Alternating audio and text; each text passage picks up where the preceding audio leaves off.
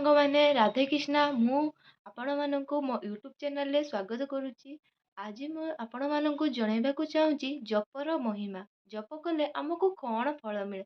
ଚାଲନ୍ତୁ ଜପ ବିଷୟରେ ଜାଣିବା। ଆପଣମାନେ ଜାଣିଛନ୍ତି କି କଳି ଯୁଗରୁ ଉଦ୍ଧାର ପାଇବାକୁ ହେଲେ ନାମ ଜପ ଭଳି ଶକ୍ତିଶାଳୀ ଓ ସରଳ ଉପାୟ କିଛି ନାହିଁ। କଳି ଯୁଗରେ ନାମ ଜପ ଦ୍ୱାରା ଏବଂ ସତ୍ୟ ଯୁଗରେ ଧ୍ୟାନ ଦ୍ୱାରା, ଅନ୍ତର୍ଦୟ ଯୁଗରେ ଯଜ୍ଞ ଦ୍ୱାରା ଓ ଦ୍ୱାପର ଯୁଗରେ ପୂଜାପାଠ ଦ୍ୱାରା ଭଗବତ ପ୍ରାପ୍ତି ହୁଏ। କିନ୍ତୁ କଳି ଯୁଗର କେବଳ ଜପ କରିବା ଦ୍ୱାରା ଆମେ ମୁକ୍ତି ପାଉ। କାରଣ କଳି ଯୁଗର ମନୁଷ୍ୟର ଆୟୁଷ ବହୁତ କମ୍। ପୂର୍ବ 3 ଯୁଗରେ ମଣିଷଙ୍କ ଆୟୁ ବେଶୀ ଥିଲା। ଏଣୁ ତପ, ଯଜ୍ଞ ଓ ପୂଜା ଦ୍ୱାରା ଭଗବତ ପ୍ରାପ୍ତି ହେଉଥିଲା। ଆଗରୁ ଯଜ୍ଞ ହେଉ ବା ପୂଜା, ସେଥିରେ ବ୍ୟବହୃତ ହେଉଥିବା ସାମଗ୍ରୀର ଗୁଣବତ୍ତା ଥିଲା। କିନ୍ତୁ କଳି ଯୁଗରେ ସେ ସବୁ ସାମଗ୍ରୀ ଶୁଦ୍ଧ ନାହିଁ। କ୍ଷୀର ପାଖରୁ ଆରମ୍ଭ କରି ଘିଅ, ଫୁଲ ପର୍ଯ୍ୟନ୍ତ ସମଗ୍ର ପୂଜା ସାମଗ୍ରୀ ନକଲି ବା ବାସି। କଳି ଯୁଗରେ ଲମ୍ବା ଅନୁଷ୍ଠାନ କରିବା ଅସମ୍ଭବ। ଏଣୁ ଏହି ଯୁଗରେ ନାମ ଶ୍ରେଷ୍ଠ। ନାମ ଜପିବା ବହୁତ ସହଜ।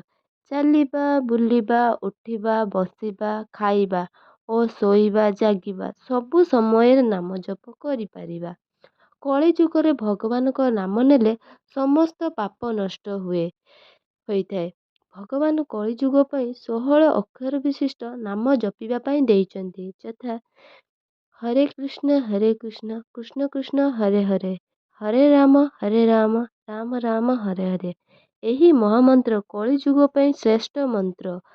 ଏହା ବ୍ୟତୀତ ଦ୍ୱିତୀୟ ନାମ ନାହିଁ। ରାମ ଓ କୃଷ୍ଣ ନାମ ଶବ୍ଦ ନୁହେଁ, ଏହା ଭଗବାନଙ୍କର ଚିନ୍ମୟ ରୂପ। ଯଦି ତୁମକୁ ଶୋଷ ଲାଗିବ, ପାଣି ପାଣି କହିଲେ ଶୋଷ ମେଣ୍ଟିବ ନାହିଁ। ପାଣି ପିଇବାକୁ ପଡ଼ିବ। କାରଣ ପାଣି ହେଉଛି ଶବ୍ଦ ଓ ବସ୍ତୁ, ଦୁଇଟା ଅଲଗା ବସ୍ତୁ। କିନ୍ତୁ ତୁମେ ଯଦି କୃଷ୍ଣ ଜପିବ, କୃଷ୍ଣର ପୂରା ଶକ୍ତି ସେଥିରେ ନିହିତ ଓ କୃଷ୍ଣ ସେହି ନାମରେ ଉପସ୍ଥିତ। ଏହା ଆଧ୍ୟାତ୍ମିକ କ୍ଷେତ୍ରରେ ଦେଖାଯାଏ। କଳି ଯୁଗରେ ଉଦ୍ଧାର ପାଇବାର ସରଳ ଉପାୟ ନାମ ଜପ। ଏହା ହେଉଛି ସନ୍ଥମାନଙ୍କର ଅନୁଭବ। ଆପଣମାନଙ୍କୁ ଯଦି ଭିଡ଼ିଓଟି ଭଲ ଲାଗୁଛି, ତାହେଲେ ଲାଇକ୍, ସେୟାର, କମେଣ୍ଟ କରିବାକୁ ଜମା ବି ଭୁଲିବେନି। ରହିଲି। ହରେ କୃଷ୍ଣ।